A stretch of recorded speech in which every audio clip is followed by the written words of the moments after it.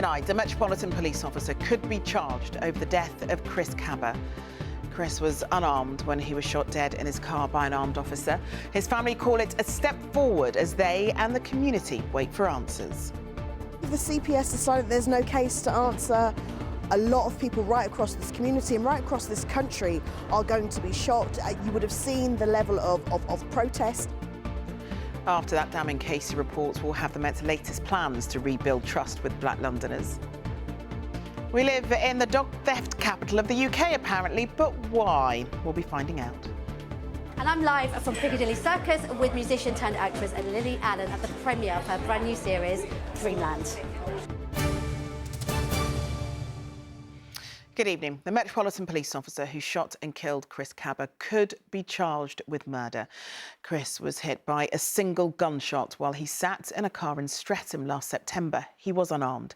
Today, the IOPC, which is the police watchdog, confirmed they've referred a file of evidence to the Crown Prosecution Service. They'll now decide whether criminal charges should follow.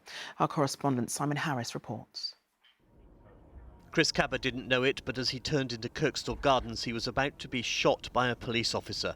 The blue Audi he was driving was forced to stop and a single bullet was fired through the windscreen. It's taken the police watchdog almost 6 months to investigate what happened.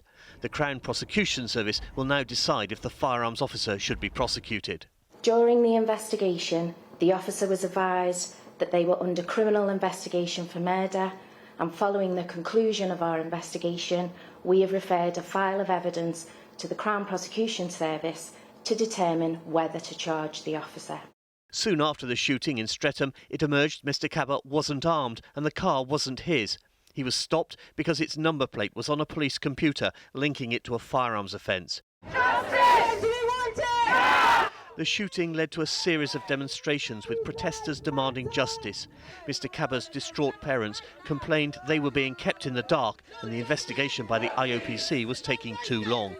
Just because the case has been referred to the CPS, it doesn't automatically follow that anyone will be charged. But members of Mr Kaba's family have made it clear they want to see a criminal case put before the courts. In a statement they said, "We very much hope that the CPS advise in favour of a prosecution and that the truth will emerge without delay through criminal proceedings. Our family and community cannot continue waiting for answers." I think if the CPS decided there's no case to answer, a lot of people right across this community and right across this country are going to be shocked. You would have seen the level of protest, not just in London, but right across the country, and the views that people have held about the treatment of in particular black men at the hands of the police. Last week, an official report concluded the Metropolitan Police was institutionally racist. It also highlighted a toxic culture in the Specialist Firearms Unit. The officer who shot Mr Kaba has been suspended. Simon Harris, ITV News, Streatham. In his reaction to the announcement today, the Mayor Sadiq Khan said that Chris's death had a huge impact on Londoners and in particular Black Londoners, with anger, pain and fear felt across communities, along with a desire for change and justice. Well, the Met's revealed one of their plans is to bring about that change today, and Anil Adami's been to see how it works. A couple of years ago, I wouldn't have been caught 100 miles in the vicinity of this many officers. Training that involves listening to the people they serve. New Met recruits are hearing the experiences of Londoners from communities with some of the lowest levels of trust in the force. I know young people that are going through things like this, that are constantly getting stopped and searched, and their experiences have been horrible. So for me to be here and then go back and share with them that this is what's happening, I believe there will be more faith put into the police. It's part of the Mayor of London's action plan to restore trust in the police. Seeing how people their lives have been affected by stop and search, it makes me want to be a better policeman. People actually telling you about their dealings with the police. It's just eye-opening, really. Though the scheme began in 2021, figures show Black Londoners are more than 3 times more likely to be stopped and searched by police than white Londoners. Trust is low, so will this training translate outside these doors? What these courses are about is making sure every police officer who becomes a police officer understands and empathises with those concerns, but also those serving officers are also trained as well. By itself, this won't be enough. The Mayor has announced £5.1 million of funding over 3 years, with £3 million into community-led training for officers, £900,000 towards increasing the number of new black recruits, and £1.2 million to help with career development. Additionally, the Met Police Commissioner has agreed to go back the last 10 years. Any officer against whom a complaint was made of domestic abuse or sexual offences will be re-looked at. But this training is for the next generation on our streets, and they'll be joining a team described by a damning report as institutionally racist, sexist and homophobic. Clearly, we haven't set strong enough standards of behaviour on the front line. We're this year, from April, within a year, we're going to train all 8,000 frontline leaders in a whole range of skills, and amongst that, again, they will have community inputs.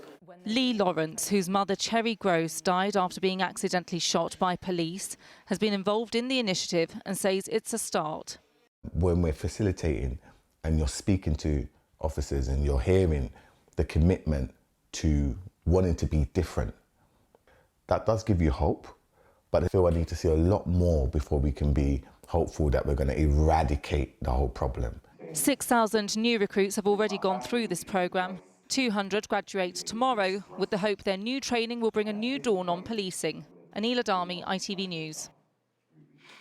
Well, Dal Babu, a former Chief Superintendent, joins us now. And Dal, you left over a decade ago, didn't you? You left the Met over a decade ago, and you said it was over a failure to represent the communities that they serve. Do you think they're serving them yet? There's a déjà vu moment here. You know, we seem to have the same kind of issues coming over and over again. This report, these conversations could have been taking place 10 years ago, 20 years ago, 30 years ago. I think what we need to do is see real change. I think we've had enough of reports. Yeah, but then, you know, we've got £1 million towards this community-led training to try and improve the situation. Do you think it's money well spent or money down the drain? Well, I think we have to see what it delivers. I think the Mayor's clearly committed. But what we need to avoid is what's happened in the future, in the past, where we've had these reports, we've had the recommendations, we have the glare of publicity, and every single police commissioner says, yes, yeah, I'm shocked, I'm appalled, I want to change. And then the publicity goes away, the journalists disappear, and then we go back to the status quo. So we really want to see what is going to be different. And I think we have to acknowledge that the police themselves, left to themselves, cannot deliver this. I think we need more involvement from the Mayor's office. We need more involvement from independent people who understand the police, who can hold them to account. So in that case, although Sir Mark Rowley sounds very passionate about change, do you think he can realistically give London that?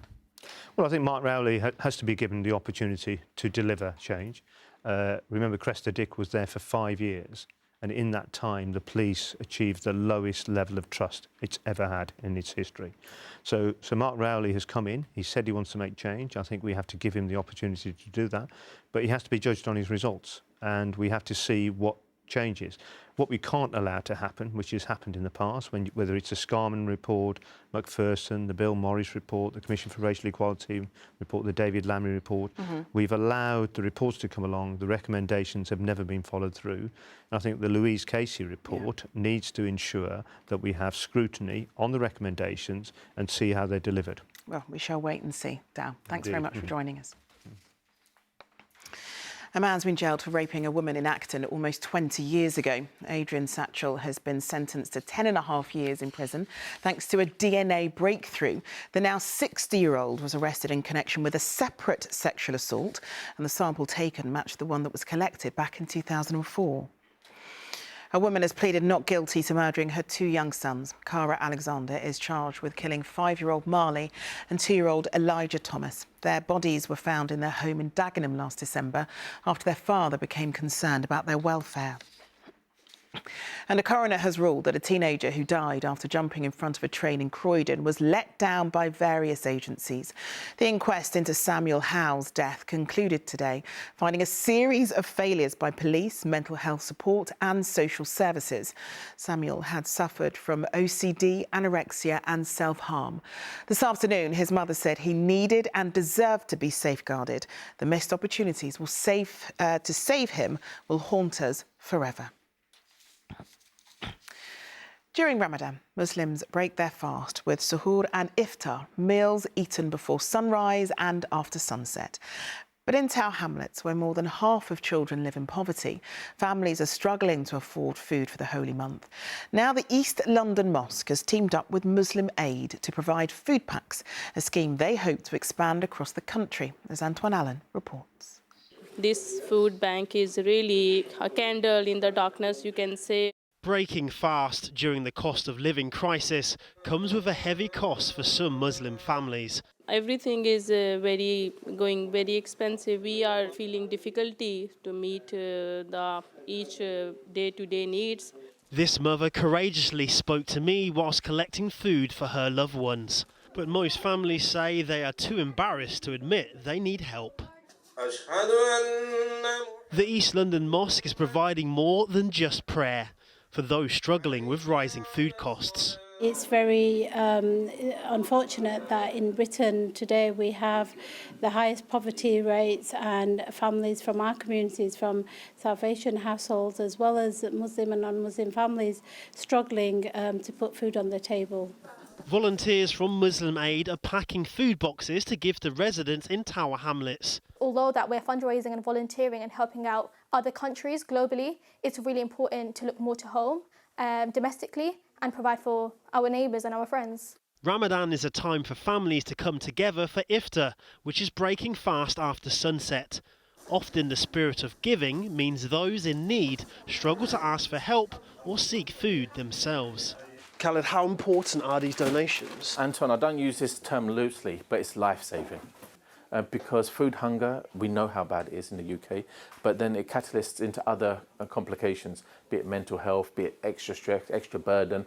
And then once you're stressed, your burden, your immune system comes down. Once your immune system comes down, you're just down in the dumps.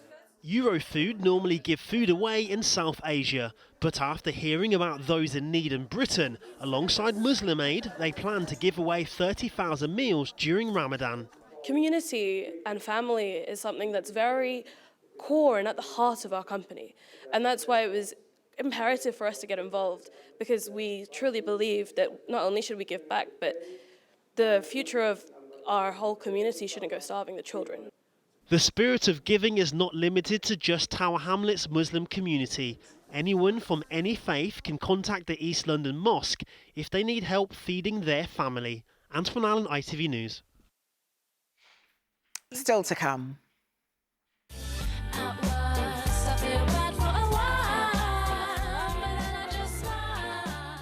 From the studio to the screen, we'll be on the red carpet with Lily Allen. That's right, Charlene. This is Lily's TV debut. The buzz is building around me, and she's going to be joining me very soon. But first, London is the dog theft capital of the UK. That's according to latest figures, and cases are on the rise.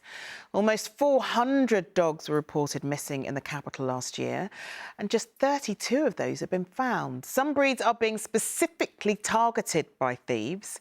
American Bulldogs were the most stolen dog last year, with more than 4 times as many being taken than in the previous year. Well, despite that, there still isn't a specific crime for pet theft. Under the current law, stolen dogs are treated in the same way as any other stolen property. Well, to chat about that, we're joined by Debbie Matthews, who's the founder of Stolen and Missing Pets Alliance, and pet detective Wayne May. And you've got little Pepper with you.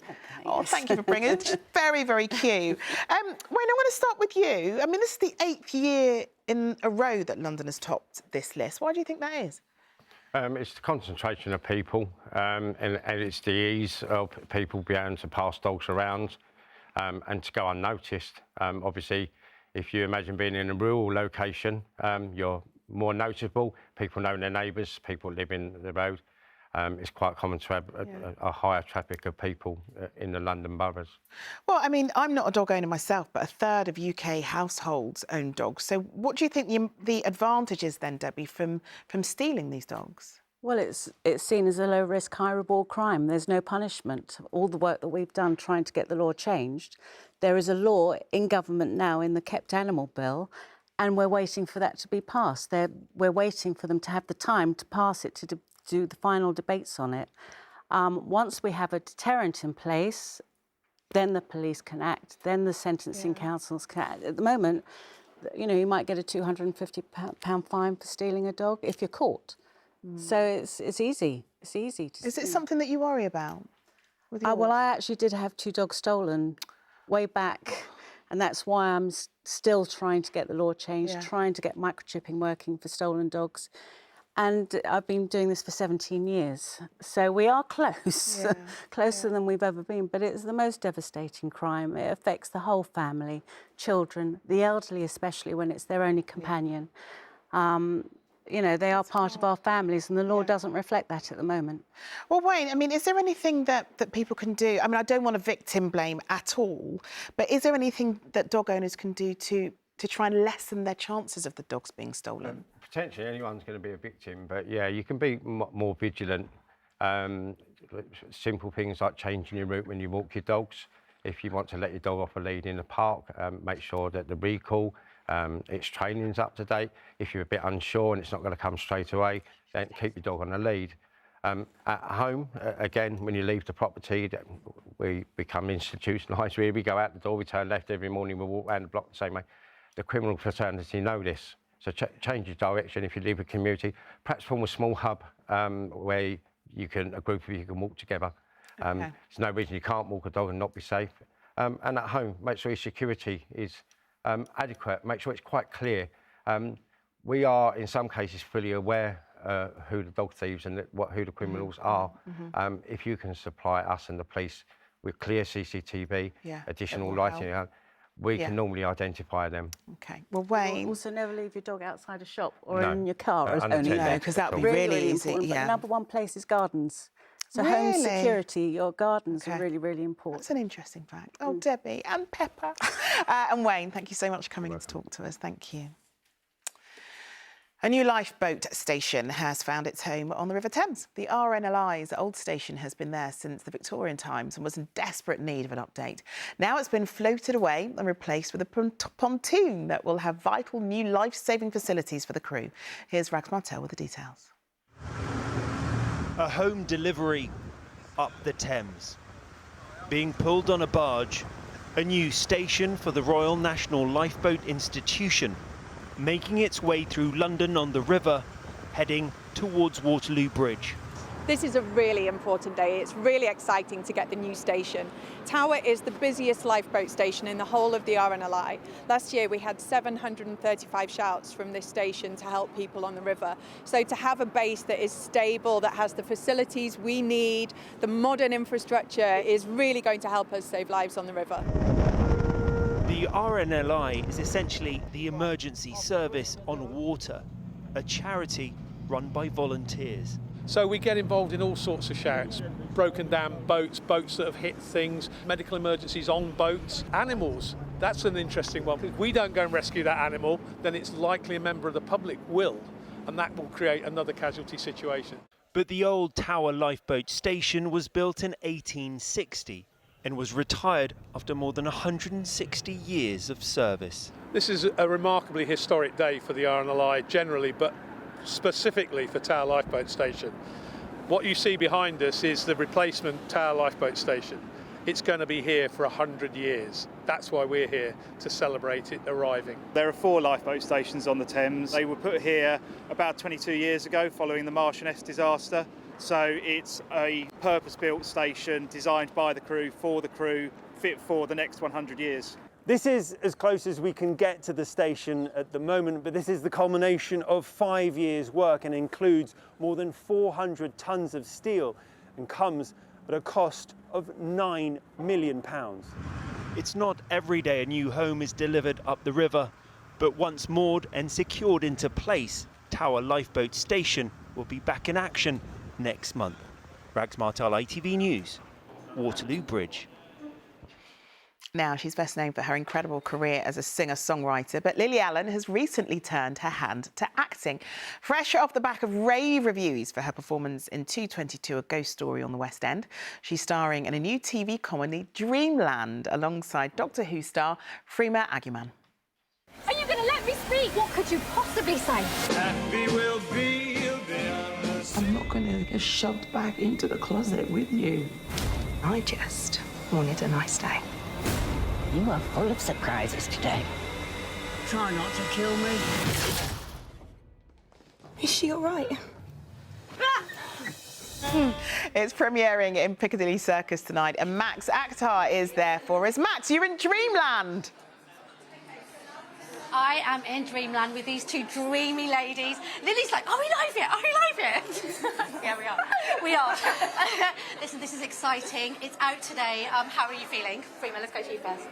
Do you know what? We shot this last August, so it feels like a nice gestation period that's been happening, and now we're ready for it to just be out there into the world. It's been a lovely experience in Labour Love, and it was made with such joy and love and enthusiasm that we just want to share that now, I think. I've watched 6 episodes. That's the whole season. I binged it. I'm not going to give any spoilers, but oh my goodness. The emotions that you go through. How much crying did you do? I did quite a lot of crying. Yeah, I quite like crying, I've realised. Lily, this is your debut in a TV series. We saw you, obviously you did theatre last year, and you actually got Olivier nominations. Olivier's this weekend, congrats. Yeah. And now you're doing TV. I know. How is this? Yeah, it's really, really great. You know, I've loved my job and my career so far, and I'm just really happy and grateful that I get to explore these new mediums. I have a wonderful life. Freema, there's a lot of, like, amongst all the humour and the colourful outfits, there's a lot of, like, really important themes. Sexism, sensuality, sexuality, racism, mental health. Your character is the only mixed-race sister amongst a blended family, and there's a couple of scenes that are really important. How careful were you with those scenes to make sure they were represented properly? I'm always careful, actually, with the roles that I take on and then the portrayal of those roles, but to be honest, one of the major reasons I wanted to be part of this production is because the minute I read the script, all of the work was there. The writer's room consists of an exceptional group of women who, we have Sharma Wolfall, who is mixed race. We have Emma Dennis Edwards, who is a black writer and a performer who was advising in the writer's room. And there's loads of material that was pulled from this. And there's loads of thought that goes into building these characters. And then, of course, to be mixed race growing up in Margate, there were aspects of that I could identify with, but I'm mixed race growing up in London, so there was different elements that I could then share, and I felt every opportunity to make my voice heard, and it was always taken on board. Beautifully done as well. I loved it. Lily, I'm a bit upset with you. Why? Because you live in New York now. We miss you in London. Do you miss London? I do. I really miss London. But I really like it when I come back here because I get the best of it. Everyone takes me out for dinner. We all go out and celebrate me being back. And then everyone gets bored. I go back to New York and we do it all over again a few months later. Yeah, I just said to your hubby, David, who's here to support you, I was like, bring her back. And he was like, we need to be able to enjoy our lives without the press following us. So I kind of was like, okay, that's a fair reason. Yeah. Is it easier there? Bless him. It is for me. No one knows who I am. Yeah. So I just blend it. Listen, the other thing that I found really interesting was this idea of when somebody does something terrible, they get cancelled. And your character does something quite awful, but I want to think that we should perhaps maybe be a bit kinder sometimes. You've gone through so many ups and downs yourself. Did you relate to that part? Yeah, 100%. I mean, that was one of the big sort of reasons that I took this role, and I think that what I really would like people to take home from this is that, you know, not all people do bad things, but it doesn't make them bad people. Thank you very much. Thanks, guys. Thank you.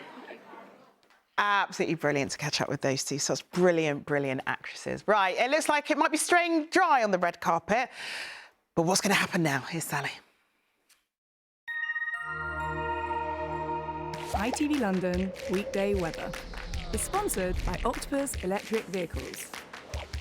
Car, charger and energy. Good evening. I hope today treated you well. Now, full marks to this little bird for trying to have a bath, but it clearly hasn't seen the forecast. Here we go. Wet and windy weather moving in tonight, and then a wet start tomorrow with rain, turning showery as we go through the day, and it's staying unsettled into Saturday. If we take a look at the pressure chart, this here is the low pressure that's moving in tonight and tomorrow. As I said, into Saturday, staying showery, maybe even longer spells of rain at times. Into Sunday, though, a little ridge of high pressure pressure, hoping to calm things down a bit. So at the moment, Sunday is looking like the better day of the weekend. Right, on with the detail for this evening and overnight. And as we go through the evening from the southwest, this rain moves in and wind as well.